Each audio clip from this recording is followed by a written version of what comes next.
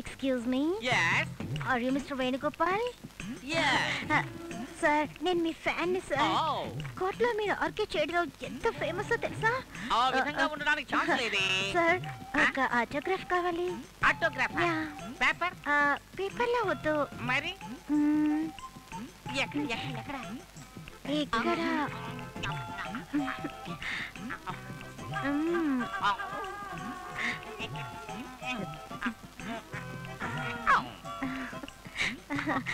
Thank you. నా పేరు ఐశ్వర్య. నేను లా స్టూడెంట్ ని. నేను మిమ్మల్ని మీట్ అవ్వడం చాలా సంతోషం. నాకు కూడా చాలా సంతోషం. Okay thank you. Thank you. Excuse me next week ma'am. త్వరలోనే. ఓకే తనంతా తానే వచ్చిందయ్యా. అయ్యో అయ్యో. నీ మాట విని ఉండడానికి చోటు లేక తినడానికి తిండి లేక నడి రోడ్డున పడ్డాం. చాలా. ఇంతకు ముందు మాత్రం బకింగ్హామ్ ప్యాలెస్ లో 3 పూట్ల బిర్యానీ తింటూ కూర్చున్నామా? నోరు మూసుకుని రావయ్యా. అవును, ఈ మాటకేం తక్కువ లేదు. హలో ఎక్స్క్యూజ్ మీ, మీరు లాయర్ వేణుగోపాల్ క్లర్క్ కదా? అవును. లక్కీగా నేను మిమ్మల్ని చూశాను. నాకు చిన్న హెల్ప్ చేయండి. ఏంటి? రాజశేఖర్ గారు మనవడు శంకర్ రేపు రాడట, 6 నెలల తర్వాత వస్తాడట. ఆయనతో చెప్పండి ప్లీజ్. ఏమిటి బాబు ఆలోచిస్తున్నావు? ఇలా చూడు బాబు, వాళ్ళ ఇంట్లో ఫోన్ లేదు. నేను అర్జెంట్ పని మీద ఇండియా వెళ్ళాలి. నాకు ఫ్లైట్కి టైం అయింది. ప్లీజ్ కొంచెం హెల్ప్ చేయండి. చెప్తాను శివరాం. ఇప్పుడు నేను అద్భుతమైన ఐడియా చెప్తాను, నా మాట విను. వద్దు, ఎప్పట్లాగా ఓ చెత్త ఐడియా చెప్తావు. నో నో నో నో, ఇది అటువంటి ఐడియా కాదు. ఈ ఐడియా సూపర్ గా వర్కౌట్ అవుతుంది. ఏం ఐడియా? ఆయన చెప్పమన్న వాళ్ళ ఇంటికి నువ్వు మనవడగా వెళ్తున్నావు. ఏంటి నేనా?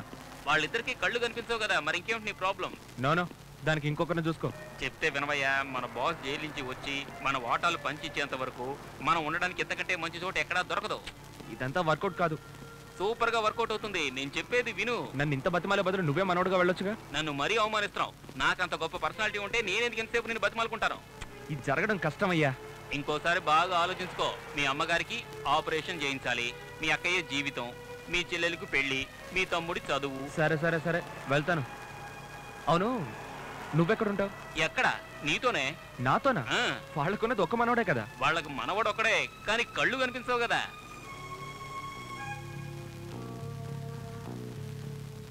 రైట్, జైల్లో ఎవరిని చూడడానికి వచ్చావరా? Bloody fool. ఒరే కృష్ణ, మన ఇంటి కిచెన్ లో కొవ్వొత్తుల స్టాండ్ ఒకటి ఉంది కదా. అయ్యయ్యో, వీడు తల తింటున్నాడే. సమయం సందర్భం తెలియకుండా నెత్తొస్తుంది. ఇప్పుడు తెలుసు అంటావా తెలియదంటావా? తెలుసు. అందులో ఓ కీ ఉంది. ఏం కీ? విషయం చెప్పడం పూర్తయ్యే వరకు నోరు తెరిచి మాట్లాడకూడదు. ఆ కీ ఉన్న చోటు ఎవ్వరికీ తెలియకూడదు. అది నాకు తెలుసుగా. నీకు తప్ప. నీకు తెలుసుగా. శని పట్టిన గాడిద మనిద్దరికి తప్ప ఎవ్వరికీ తెలియకూడదు. దాన్ని తీసి దాచిపెట్టే. దాన్ని తీసి దాచిపెడితే నీకు తెలియదు. నీకు తెలుసు కదా. నీకు తెలిస్తే నాకు తెలిసినట్టే కదా. ఇప్పుడు ఆ కీ ఎక్కడుంది? నేను దాచిపెట్టాను కదా. దాచిపెట్టడానికి ముందు కొవ్వొత్తుల స్టాండ్ లో. దాన్ని ఎక్కడ దాచిపెట్టావు? నేను చెప్పను, నువ్వే ఎవరికి చెప్పొద్దన్నావుగా. నేను నిన్ను చంపేస్తాను రా. ఏం లేదు ఏం లేదు, వీడు నా బ్రదరు. కీని దాచిపెట్టమంటావా? పెట్టాలిరా, నువ్వే కదరా బయట ఉన్నావు. నువ్వే దాన్ని దాచిపెట్టగలవు. కానీ అది ఉన్న చోటు నీకు తప్ప ఎవ్వరికీ తెలియకూడదు. కొవ్వొత్తుల స్టాండ్ ఉందని నీకు తెలుసు కదా. పోరా పోరా. అన్నా. ఏంటి నాన్న? ఇప్పుడు ఆ కీ ఎక్కడ పెట్టావు?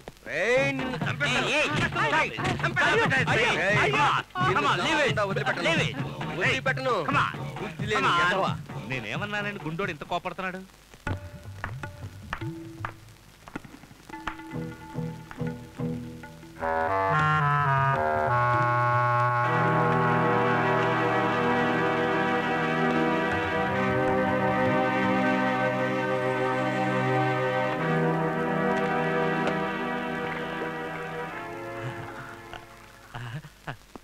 ఎవరు చూడలేదు.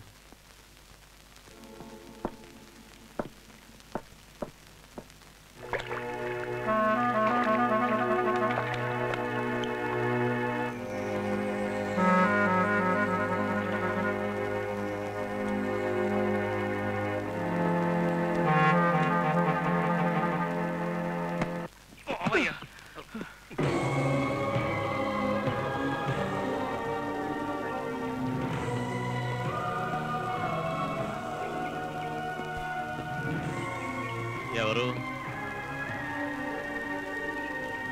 ఎవరది?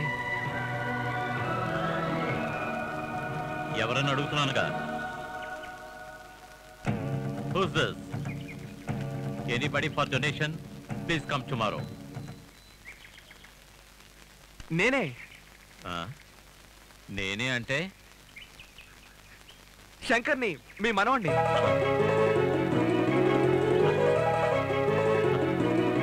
శంకర్, రా బాబు, రా బాబు, రా రా నాన్న, రా రారా. శంకర్, శంకర్ వచ్చావా? నువ్వు వస్తున్నావని తెలిసి మాకు కాళ్ళు చేతులు ఆడలేదురా. నువ్వు వచ్చిన సంగతి బామ్మకి తెలిస్తే ఎంత సంతోషిస్తుందో తెలుసా? పార్వతి, పార్వతి, పార్వతి, ఎవరు వచ్చారో చూడు, మన మనవడు వచ్చాడు. ఇప్పటికే మించిపోలేదురా, వెళ్దాం. ఎక్కడికి వెళ్తాం? వెళ్ళామంటే బుడ్డుకు లాటరీ కొట్టాల్సిందే. నేను రాను బాబు. ఇన్నేళ్లుగా ప్రాణాలు అరచేత పట్టుకుని జీవించినందుకు ఆ దేవుడు ఈ రోజు కరుణించాడు. ఎందుకు ఇలా చేస్తావు? ఇలా చూడరా, ఆ పెద్దాన్ని చూడగానే అబద్ధం చెప్పాలనిపించలేదు. ఇంకో తప్పు చేసేలోక రా, ఇక్కడి నుంచి వెళ్దాం. ఇలా చూడు, నాకు తెలిసి ముందు పెట్టి ఎక్కడ ఎక్కడ శంకర్ వచ్చావా? నాళ్ళు ఓపి పట్టిన దానివి ఇంకో 2 నిమిషాలు ఓపి పట్టలేవా? ఇన్నేళ్ల తర్వాత వచ్చి జాగ్రత్త, మనవణ్ణి జాగ్రత్త. ఇంటి బయట నిలబెట్టి వచ్చారా? శంకర్, నెమ్మదిగా. శంకరా, ఎక్కడ బాబు? శంకర్, నా బంగారం.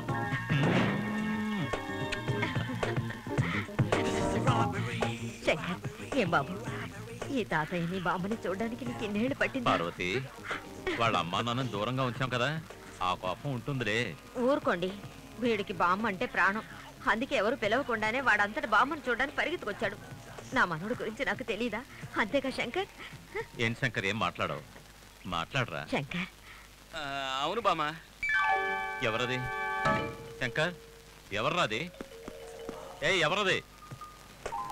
ఎవరని అడుగుతున్నాను కదా. ఏంటండి? శంకర్, ఎవర్రాది? శంకర్, నిన్నే అడిగేది, ఎవరది? ఏమైంది?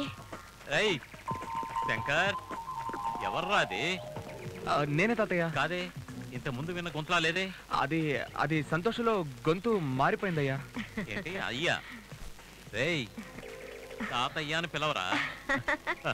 ఇన్ని రోజులు మాకు కళ్ళు లేవనే బాధ ఉండేది కాదు.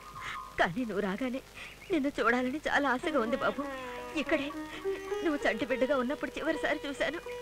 మీ నాన్నకు మాకు జరిగిన మనస్తాపంతో ఎప్పుడు తను నిన్నెక్కడి నుంచి తీసుకెళ్లాడో అప్పుడే మా జీవితాల నుంచి వెలుగు మాయమైంది. పోనివ్వండి బామ్మ, నేను వచ్చేసాను కదా. పార్వతి, నాకు చెప్పి వాడిని బయట నుంచి మాట్లాడతావేంటి? లోపల తీసుకురా. అవును, రా బాబు, రా నాన్న. రా. రా. రా బాబు.